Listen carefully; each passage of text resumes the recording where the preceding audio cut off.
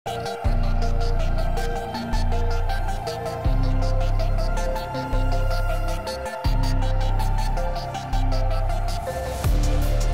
एक फैशन हो गया है, अम्बेडकर अम्बेडकर अम्बेडकर अम्बेडकर अम्बेडकर अम्बेडकर। इतना नाम अगर भगवान का लेते हैं तो 7 जन्मों तक स्वर्ग मिलता था। जो नाइंसाफ़ी की ओर और उस रास्ते पे चल रहा है, बाबा साहब उसके कभी नहीं हो सकते। समाजवादी पार्टी वाले तो खाली अपना एक तमाशा कर रहे हैं। बहुत घटिया चीज़ें हैं ये, और सरकार इन चीज़ों पे जो है वो एक्शन ले रही है बराबर अपना। तो जहां शासन प्रशासन को ऐसे तत्वों की कोई जानकारी होती है तो कार्रवाई होती है। प्रधान को खुद ही नहीं पता है कि हमें क्या योजनाएं हैं, क्या है। कुछ जगह नहीं हुई होगी कार्रवाई, लेकिन कार्रवाई भी हो रही है। उसमें गवर्नमेंट लाभ जब दे रही तो लेने वाला कोई लाभ नहीं है। कि बाबा साहब को कैसे हमें सोच को लेकर के आगे चलना है। इलेक्शन से इसका कोई ताल्लुक नहीं है, इसका सीधा ताल्लुक सामाजिक समरसता से है। इस संविधान खतरे में नहीं है, ऐसा कुछ नहीं है। कि बाबा साहब को जाने, पहचाने और उनको पढ़ें। हमें वो सीटें दो जिसपे आप नहीं जीते हैं। नहीं, अठावले साहब खुल के बात करते हैं, चाहे काला हो या गोरा, अमीर हो या गरीब।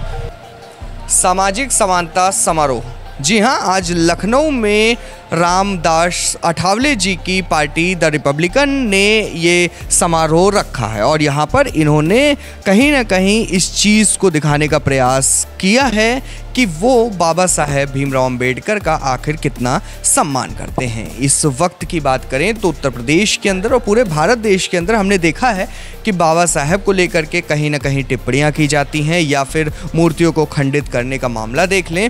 ये तमाम चीज़ें हैं जो इस वक्त बाबा साहेब भीमराव अंबेडकर से जुड़ी हुई सामने आती रहती हैं और सवाल ये भी खड़ा होता रहता है कि आखिर बाबा साहेब भीमराव अंबेडकर को असल में मानता कौन है, क्योंकि विपक्षी पार्टियां ये कहती हैं कि हम मानते हैं और मौजूदा सरकार ये कहती है कि हम मानते हैं। तो चलिए जानते हैं कार्यकर्ताओं से और समझने की कोशिश करते हैं कि आखिर इस पर उनका मानना क्या है और वो कैसे देखते हैं इस सामाजिक समानता समारोह। तमाम हमने हाल ही में खबरें देखी और सुनी कि गाँव में बाबा साहब जी की जो मूर्ति है उसे खंडित करने का काम किया गया, तोड़ने का काम किया गया और उस पर कोई ढंग से कार्रवाई भी नहीं हुई। क्या मानते हैं इस पर आप?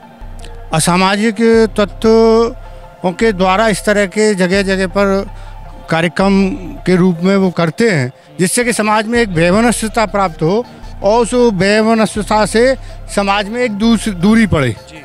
और जहाँ तक कार्रवाई के संदर्भ में बात की है तो जहाँ शासन प्रशासन को ऐसे तत्वों की कोई जानकारी होती है तो कार्रवाई होती है, और जब वो कोई कार्यक्रम छिप करके किए जाते हैं तो फिर वो गोपनीय रह जाते हैं।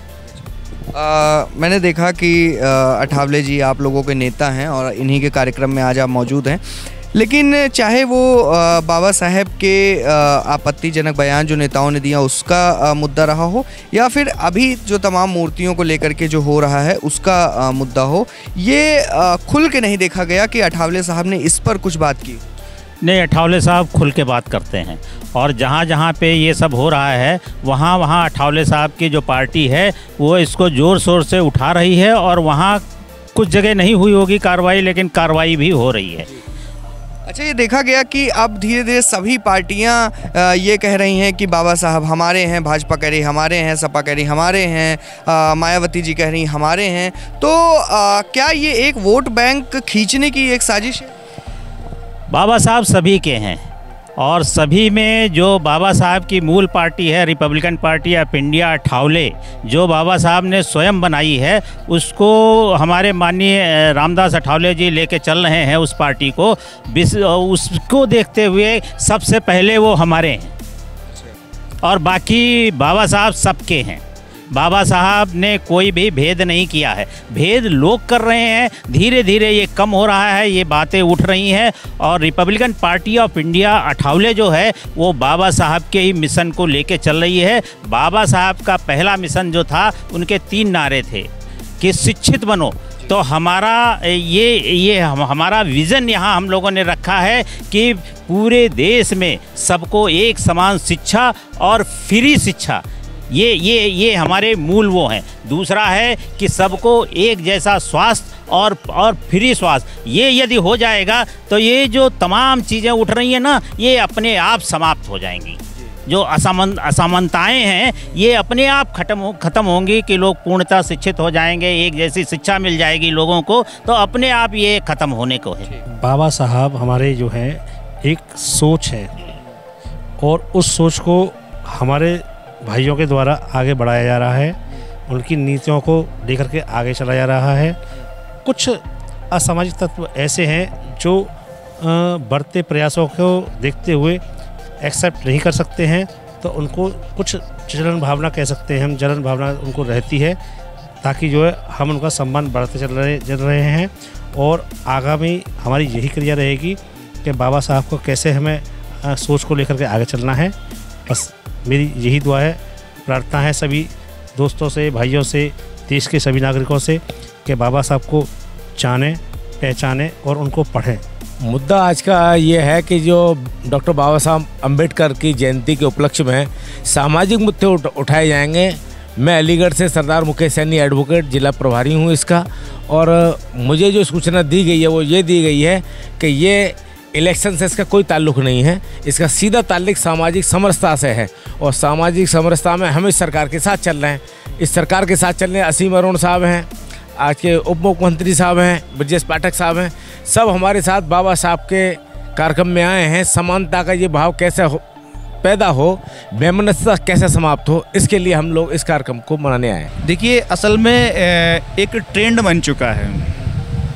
ट्रेंड क्या है कि कम वक्त में अच्छी पब्लिसिटी पाने के लिए ये एक ट्रेंड है, और ये ट्रेंड अब ज़्यादा दिन चलने वाला नहीं है, क्योंकि बहुत घटिया चीज़ें हैं ये, और सरकार इन चीज़ों पे जो है वो एक्शन ले रही है बराबर अपना।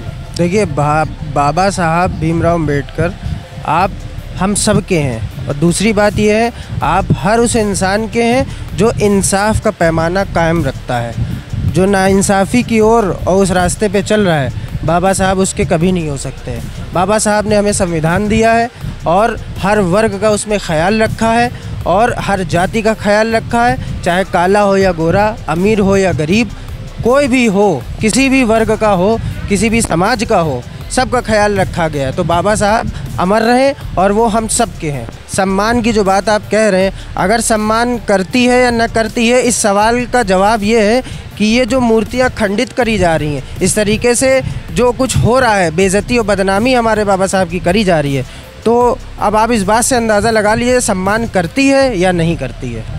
संविधान खतरे में नहीं है, ऐसा कुछ नहीं है। जो कहने की बातें संविधान खतरे में नहीं है। गवर्नमेंट जो काम कर रही है सही काम कर रही है, लोगों को लगता है नहीं काम करना। अब संविधान खतरे में कैसे हो जाएगा कि जो गवर्नमेंट काम बता रही है वो काम लोग कर नहीं रहे। अब गांव में चले जाओ, ग्राम प्रधान है, प्रधान को खुद ही नहीं पता है कि हमें क्या योजनाएं हैं, क्या है। और ग्राम प्रधान जो है गांव का है, गांव की जो जनता है, ज़मीन जुड़ी हुई है, जहां हम देखते हैं जहां तक कि गांव जो प्रधान है वो जनता को जब तक जागरूक नहीं बताएंगे नहीं कि क्या स्कीमें हैं गवर्नमेंट की, क्या लाभ लेने वाला है, क्या क्या, तभी तो जनता को पता लगेगा ना। और प्रधान जानकारी देते नहीं हैं तो लोग गुमराह, प्रधान के पास से लोग लौट के वापस घर चले जाते हैं। लोग खुद एक्टिव नहीं हो रही, जनता जो एक्टिव हो गए खुद अपनी ब्लॉक में जाए, अधिकारियों से डायरेक्ट मिले, अधिकारी क्यों नहीं सुनेगा। उसमें गवर्नमेंट लाभ जब दे रही तो लेने वाला कोई लाभ नहीं है। रिपब्लिकन पार्टी अपनी तरफ से यहाँ से अपने गठबंधन में कुछ सीटों की डिमांड कर रही है, और वो भी उन सीटों की डिमांड कर रही है कि जैसे हमारे मंत्री जी ने कहा था, अब अमन भाई गुप्ता भी कहते हैं, हमें वो सीटें दो जिस पे आप नहीं जीते हैं, और हमारा जहाँ पर जनाधार है, आप देखो उसी हिसाब से अब पार्टी की तैयारी है।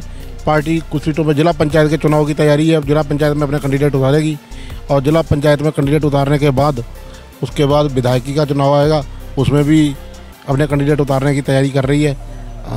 क्या मानते हैं चुनौती को, जिस तरीके से हम देख रहे हैं कि अब अखिलेश यादव भी पीडीए की राजनीति कर रहे हैं, साथ ही साथ चंद्रशेखर आज़ाद जी भी हैं और मायावती जी तो हैं ही हैं, तो ऐसे में रिपब्लिकन पार्टी उत्तर प्रदेश के अंदर कैसे उभर के आएगी? उभरेगी, और जो हम कार्यकर्ता सब मेहनत कर रहे हैं तो उभरेगी क्यों नहीं, पार्टी उभरेगी। इस बड़ी 3 चुनौती जिसका नाम लिया, उसके लिए आप क्या समझते हैं? नहीं, वो ठीक है, वो अपनी जगह अपना काम कर रहे हैं। समाजवादी पार्टी वाले तो खाली अपना एक तमाशा कर रहे हैं, और बाकी ठीक है, मायावती जी जो कर रही हैं अपना कर रही हैं। हम समाज के लिए काम करेंगे, समाज के लिए मेहनत कर रहे हैं, और पार्टी आएगी और कुछ सीटों पर लड़ेगी चुनाव और जीतेगी।